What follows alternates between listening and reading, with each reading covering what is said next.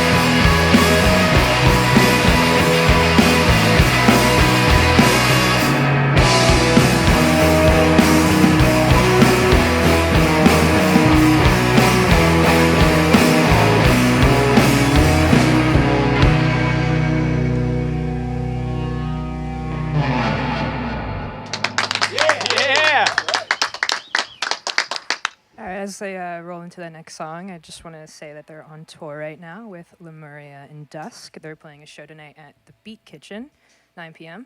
It's going to be a really great show. They're playing with Lemuria in support of their latest release, Still Life, that's out via Lauren Records. But yeah, tune up and feel free to roll into the next one when you're ready.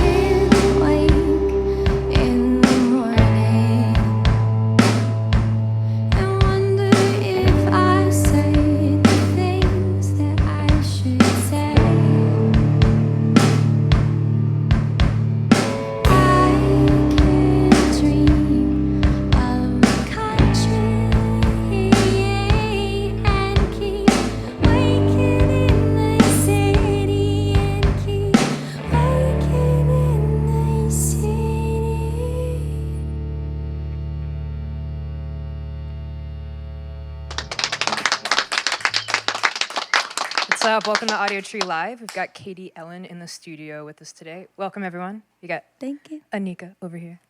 We got Anthony, Hey. Lou, Dan. Really excited to have you guys in the studio. I just want to say congrats on the recent release. It was July 20th it came out. Mm-hmm. Yeah? Yep. Mm-hmm. Yeah? And you guys just started tour on the 25th, right? Which is like Yeah. 2 days ago. Yeah, it was a couple yeah. days in. Is it going all right? Like, having It's fun? awesome. Yeah, So traveling? good. All right, good, cool. And you guys are based in the New York and Philly area, Yeah, right? half Philly, half New York. Cool. I know that's one of my favorite parts of the country, so it's got to be fun out there. I know the music scenes are pretty supportive for like indie Yeah, they people. are. Good. Yeah, I like the. Yeah. I'm just curious. I learned that you first started taking collage classes when you moved to Philly. Talk to me about that. Your interest in collage. Did you do it for the music to like support your music project, or was it just like another thing you wanted to explore? I felt I'm not much of a visual artist. Yeah. I'm pretty good at cutting up paper and gluing it together, though, as it turns out. But I was kind of feeling a little bit burnt out on music stuff Yeah. and needed to find another medium to kind of channel some things. And so there's a great program in Philly called the Fleischer Art Memorial, and their mission is to make art accessible to the public. So Cool. they have a bunch of cheap programs, and I started taking a class, and it was very helpful for sort of processing in a different way. And then I got to make some stuff for the record. Yeah, I was gonna ask if you did that album art. I did the last album art, the Cowgirl Blues album Blues, art, and then yeah. Dan actually did the most recent album art. Hell yeah. It looks great. Yeah, I want to compliment both of you. It's Thanks. awesome. And the imagery is really interesting to me. I wanted to touch on that too, because it's kind of got this like 50s like decoupage like thing going on. And well, I also learned that like your band name comes from your grandmother's radio stage name, which is that, would you say that's My accurate? great-grandmother. Great yeah. grandmother. Okay, so that's really cool. Does that like story of the band name have anything to do with the imagery that you present with the music? You know, like Yeah, I think it did. I think Okay. that when naming the band, I was really inspired by that story. I didn't really know that. I knew that my great-grandmother was a radio personality, and in a time where women weren't really encouraged to have careers in journalism, and she eventually got sued by the radio station that she worked for trying to take her alias to television. Okay. And kind of ended her creative career. And so it was kind of a way to reclaim that story. That's awesome. For me. And I kind of wanted to like build this sort of like anonymous character kind of, or like, yeah, Katie Ellen's not really anyone. It's sort of just the story of empowerment and kind of capitalist patriarchy. Yeah, So. all about all of those things. That's great. Yeah, I was curious. I was going to ask what her act was, but you said she was in journalism. Yeah, she did, wrote her own, she was kind of and she interviewed a lot of people, That's a lot awesome. of Cool. musicians, and then they made her out of a cooking show, of course, because she was a woman. So, you know. Man, well, good for you for kind of carrying on the legacy in like this way. It's really awesome. So yeah, take it away in the next two. Cool. If you want, yeah.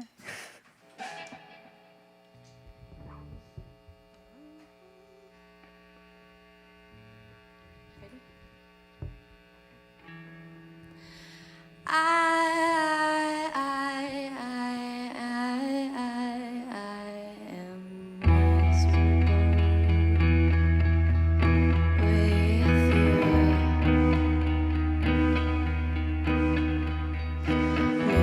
Miserable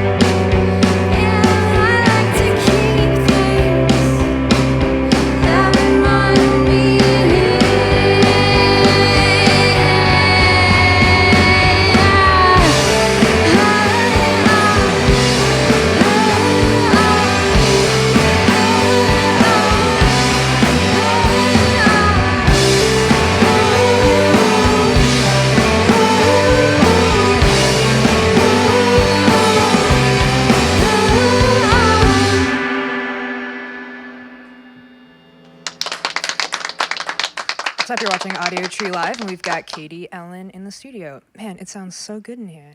Thank you so much for being here, by the way. Just want to say. Thank you, guys. Thank you. Also, your voice is incredible. Thanks. I love it. It's like, it's not abrasive, and it's not like piercing, and it's got so much power behind it. So Thank you very much. Yeah, of course. I wanted to talk about Cowgirl Blues for a second. That was your debut album Yes. as Katie Ellen. Yeah. Right. And I know it had to do with kind of ending chapters in your life, kind of rethinking who you are, and just moving on in general.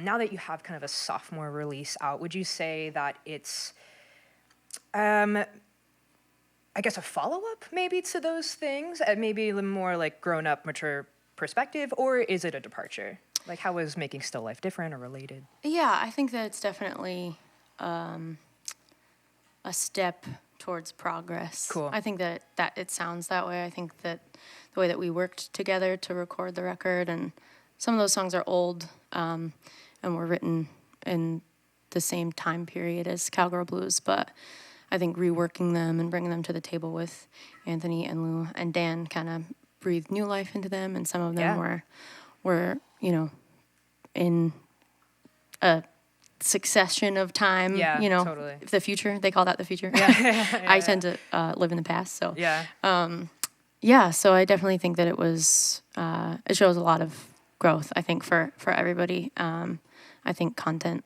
lyric, music wise, and I'm proud of that. I'm not proud of Cowgirl Blues. I'm really happy with that, but it's nice to make progress. Yeah, like you feel like Still Life is kind of the thing you were working towards, maybe? Yes. Okay, cool. Yeah, That's and it's great. good to like feel like we can work towards something even better too. Yeah, yeah. And it's always interesting to me when artists bring up how they had a collection of songs from a while back, but it kind of just wasn't time yet to release it. Yeah. So what maybe makes you feel like it is time to release a track, you know? I don't know. I think sometimes you have to put a little distance on something to feel comfortable with it. Absolutely. I think a lot of releases require a sense of urgency, though, and that's nice. But as I do this a little bit more and gain a little bit more experience, it's nice to like have something that was written in your sort of like desperate emotional state and then let it lie for a moment, because it gives you time to process sort of the content, and then it gives you a little room to grow into the song. Yeah. Which makes it like, I think if you can retain the rawness of that while also, not losing the like raw sense of urgency of the song, but being able to sort of like universalize your experience so you're not so much like in your own head about it. Totally. Yeah, and related to that, because I know these songs are yours in a way of like personal experience, and how is that, bringing that to a band and it becoming kind of something totally different than maybe how you originally imagined it? It's the best Yeah, thing. yeah. I love when I can write a little ditty and then we bring it to a room and my best friends make it better than I could have ever imagined, or make it exactly what I thought it would be in my head. Yeah, that's got to be such a relief, you know, just, I mean, I guess with the satisfaction, you know, because, like, how could you ever be happy with something that you could probably always work on and always, like, improve? And do you come in it with, like, I have these ideas of how I want it to be rounded out, or do you kind of just let your best friends, like, do their thing? I think it depends. I think that every song has been a little bit different. I think the first record was more like, here's the songs, let's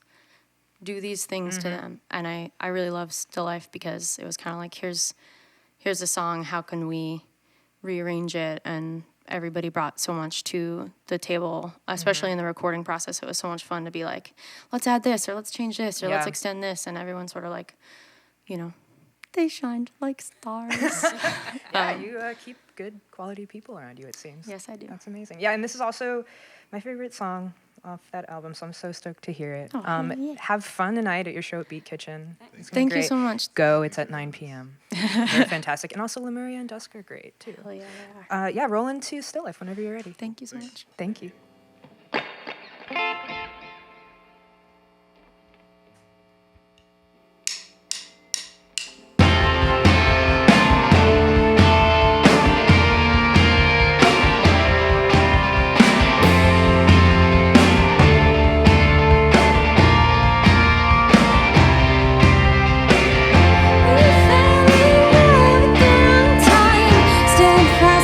Turning to make it right. I feel it slipping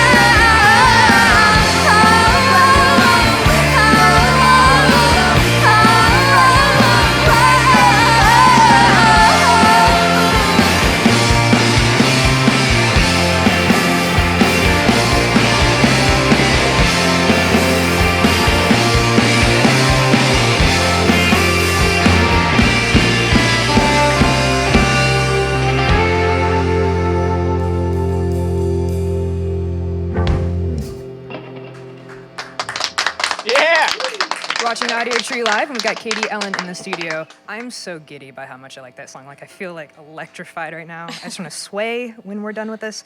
Thanks again to the band. Thank you to our audio engineers and the camera and lighting crew for doing what they do. You can catch us on social media if you want to keep up with us or the band. But otherwise, go buy Still Life. It's out via Lauren Records, or go to the Beat Kitchen tonight at 9 p.m. And you guys have a day off tomorrow, right? We do. What are you going to do? Are you going to be here or are you going to be somewhere else? We're going to be here. I think I'm going to go to some yoga. Yeah. I don't know. Yeah, I was going to say we have like a music festival going on in the city, but maybe you don't want to do that, you know? Maybe you just take a break from... Go to the beach. Yeah. Yeah, go to the lake. Yeah. Yeah, either way, we'll see you in our next live stream. Thank you so much for tuning in. All right, so you guys want to do it for real now?